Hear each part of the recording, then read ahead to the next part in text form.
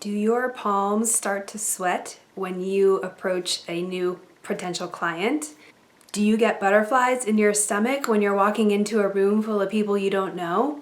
Have you let a customer walk out the door or get off the phone without ever offering them something to purchase from you?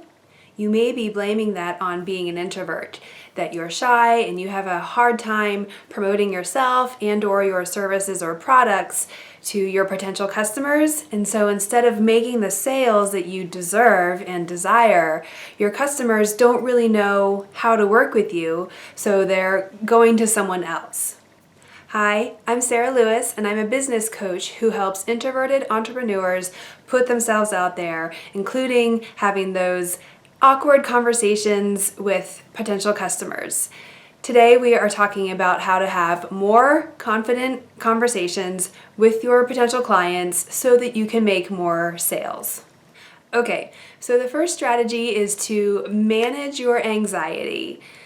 Now, if you know that you're getting on a phone call with someone, or if you're writing out an email where you're promoting a new service or product or upcoming sale that you have, you may be getting just that uneasy, queasy feeling that you're going to be making an offer or you're putting yourself out there. And that creates anxiety within us, right? And those palms sweaty, butterflies in our stomachs are symptoms of anxiety.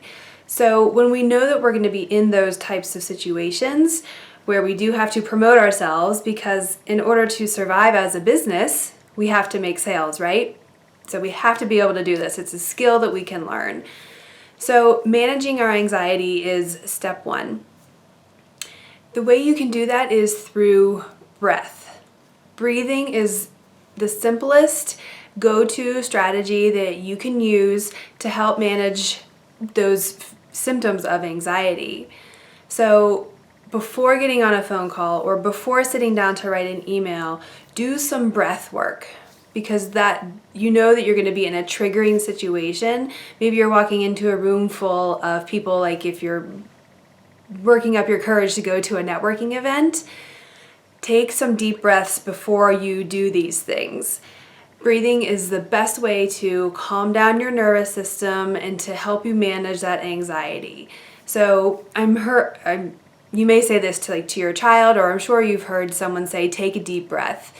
And that's absolutely true, but it usually takes more than one deep breath. So spend several breaths inhaling and exhaling, and don't worry about how you're doing it. Just breathe and focus on your breath, but spend a few minutes actually doing deep breathing before you go into these situations so that your anxiety is reduced, so that you can put out the energy that you need to. Step number 2 is to reframe your expectations. So I think a lot of times we get anxiety when our expectations are high, like we're expecting a sale, we're going into these sales situations, and so our expectations are, this person has to buy from me. Maybe you feel like you really need the money, or maybe you feel like that person is standing in front of you waiting to be pitched to. In either case, we have to just reframe our expectations so that we're not so focused on making a sale. It seems counterintuitive to not focus on sales when that's what we want, but in order to be confident in the conversation, to keep the customer engaged, to show that you know what you're talking about, you have to be confident. And so that means confident that you have thousands of other buyers waiting for you and you don't need this sale. So reframing your expectations of needing a sale is a good place to start with reframing expectations. You don't have that client that's on the phone with you, that you're sending an email to, that you're standing in a room with, is not your current client. So you can't be counting on their money before they've even handed it over to you. So just let go of the need of a sale, and that just takes all the pressure off of you. And it takes the pressure off of your customer as well. They might just be shopping around. They might just be simply curious and knowing more. And they may have actually no intentions of buying and don't want to be hard sold to anyway. And as an introvert, hard selling isn't really our thing. It's a sales tactic that just doesn't align with us. So just reframe your expectations that you are letting go of the need of the sale. And along those lines of just letting go of the need and maybe your customer is shopping around, is that maybe you're just starting to form in this conversation that you're having, you're just starting to form a relationship. And sales are based on relationships. So maybe you're just building the relationship first, and that's your only expectation, is that you're just getting to know this person standing in front of you, you're getting to know their needs, and who knows, you may not have what they want, right? And that can reduce your expectations. Like maybe I need to refer them to someone else. Maybe I'm actually not the right person for this customer. So reframe your expectations that you're letting go of the need of the sale and that you're just creating a relationship. Step number 3 in having a confident conversation is to know the outcomes of working with you. Essentially, to know what it is that you do. So you have to get really clear on the benefits of working with you, because that's what you're selling. You're not selling like 5 phone calls or this package. What you're selling is the benefits. So let's say you're a photographer. Well, the benefit is that your client is going to have beautiful photos to hang in their home, as opposed to just the selfies that are staying on a digital camera and maybe posted on Facebook but never seen again, right? So you have to know the outcomes of working with you.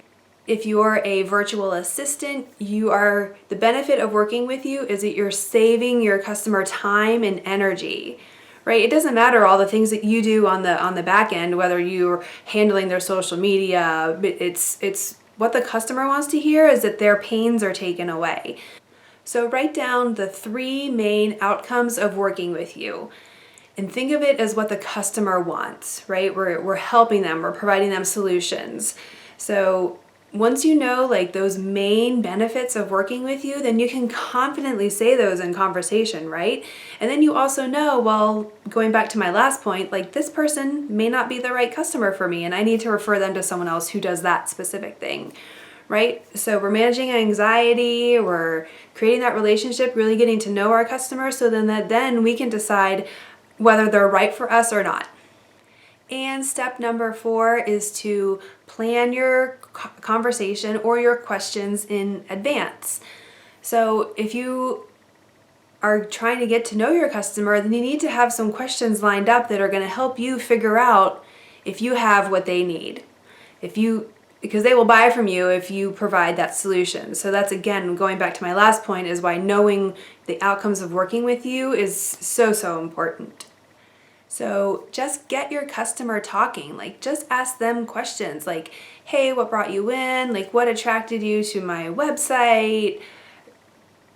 Just start getting them to talk. And when it may seem like when they're talking a lot that they're controlling the conversation, but when you're asking the questions, you're controlling the conversation, right? The direction goes based on the questions that you ask.